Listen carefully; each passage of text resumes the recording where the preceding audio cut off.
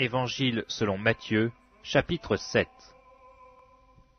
Ne jugez point, afin que vous ne soyez point jugés, car on vous jugera du jugement dont vous jugez, et l'on vous mesurera avec la mesure dont vous mesurez.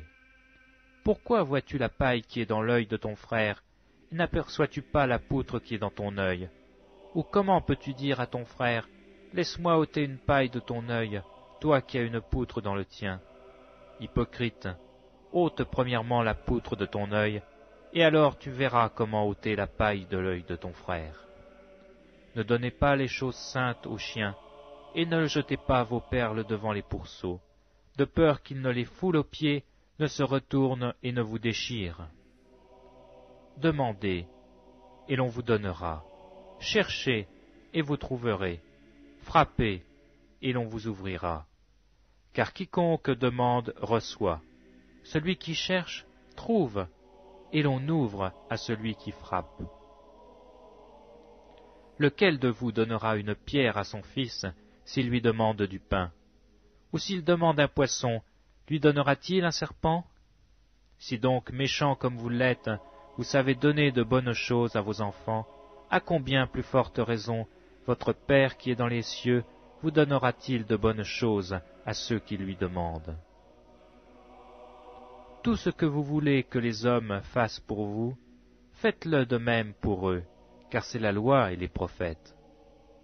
Entrez par la porte étroite, car large est la porte, spacieux est le chemin qui mène à la perdition, et il y en a beaucoup qui entrent par là.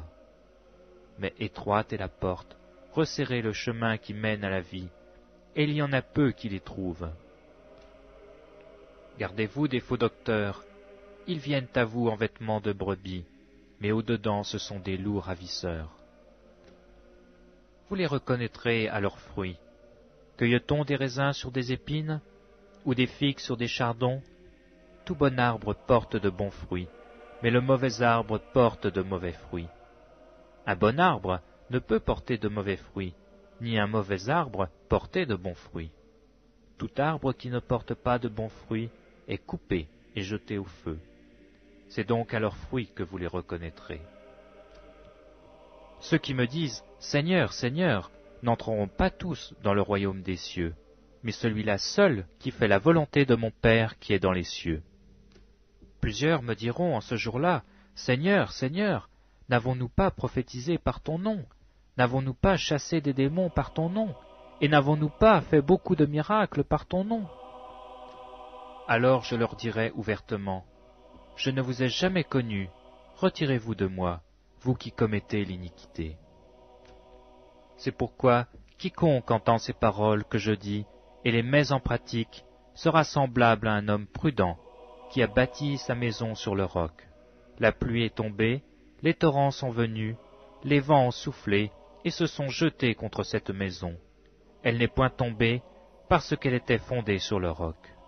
Mais quiconque entend ces paroles que je dis et ne les met pas en pratique sera semblable à un homme insensé qui a bâti sa maison sur le sable. La pluie est tombée, les torrents sont venus, les vents ont soufflé et ont battu cette maison. Elle est tombée et sa ruine a été grande. Après que Jésus eut achevé ses discours, la foule fut frappée de sa doctrine, car il enseignait comme ayant autorité, et non pas comme leurs scribes.